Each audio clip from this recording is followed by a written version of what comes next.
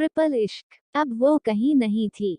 मेरे पिता कहते थे जो कहीं नहीं होता कभी कभी वो हर जगह होता है।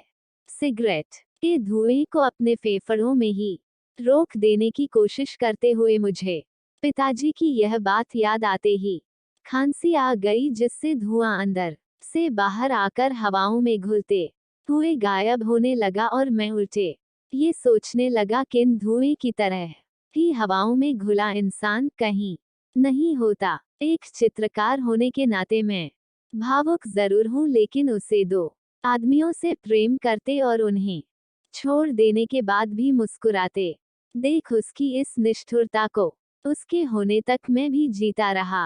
अपने पहले प्यार को वह कैंडल लव कहती थी। शाम मोमबत्ती रोशन होने के बाद वह आता था और सवेरे की मोमबत्ती बुझने से पहले तक ही रुकता था। मैं उन दिनों 15 साल का था।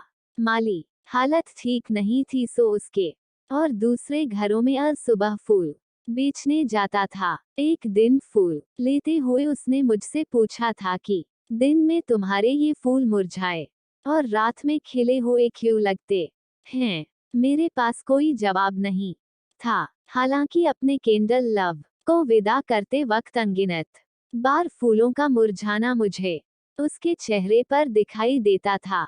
महीने बीतते रहे। एक दिन मैंने उसे उसके कैंडल लव के मुंह पर पूरी ताकत से एक मोमबत्ती मारते हुए देखा। उस दिन समझ में आया कि कुछ मोमबत्तियां ऐसी भी होती हैं जो मुंह तोड़ जवाब देने में खुद तो टूट जाती हैं, लेकिन पिघलती नहीं। मेरे अंदर के चित्रकार को जन्म देने वाली भी यही मोमबत्ती थी। उस दिन जिंदगी का सबसे पहला स्केच बना था सफेद मोम से बनी टूटी हुई रंगहीन मोमबत्ती। रंगीन फूल बेचने वाला मैं रंगहीन स्केच बनाने लगा। उसकी बात करें तो कुछ ही दिनों में मैंने देखा कि उसकी मुस्कुराहट लौट आई और उसने मोमबत्तियों की जगह चिराग जलाने शुरू कर दिए। उसका दूसरा प्यार पहले प्यार के 3 सालों बाद आया।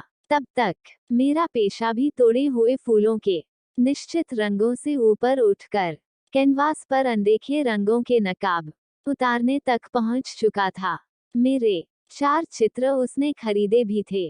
खरीदे क्या थे, मैंने जब जब भी फूलों के चित्र बनाए उसे दे दिए। बदले में उसने जितना भी धन दिया सिर झुकाकर ले लिया। वह शादी के लिए दौड़ लगाने को नासमझी समझती थी, लेकिन उसका दूसरा प्यार एक धावक ही था। वह प्यार होने के कुछ सालों बाद का वह दिन मुझे अच्छी तरह याद है, जब उसने मुझे अपने गले से सोने का हार उतार कर दिया और कहा कि एक ऐसा चित्र बनाऊं जिसमें वह धावक दौड़ कर कहीं और ना जा सके।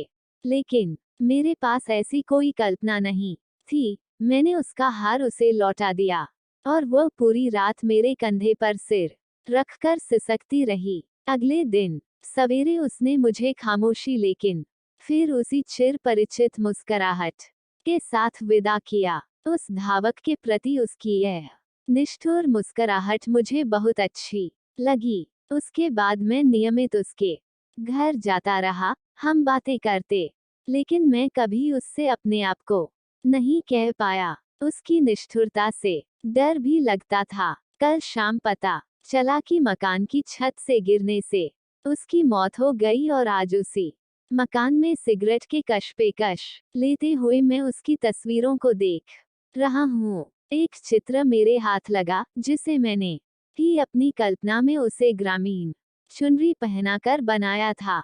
मैंने उस पर लगी मिट्टी साफ की तो पीछे की फ्रेम की तरफ उसकी लिखावट उभरने लगी। उत्सुकता सी हुई और मिट्टी हटाकर मैंने पढ़ा। उसने लिखा था, काश मेरी रंग उतरती चुनरी में तुम रंग भर सकते। कैसे चित्रकार हो तुम, तुम्हें रंग भरना भी नहीं आता। और मैंने सिर उठाया तो स्पष्ट देखा कि वह मेरे सामने खड़ी थी, एक रंगहीन बिना मिट्टी की आत्मा।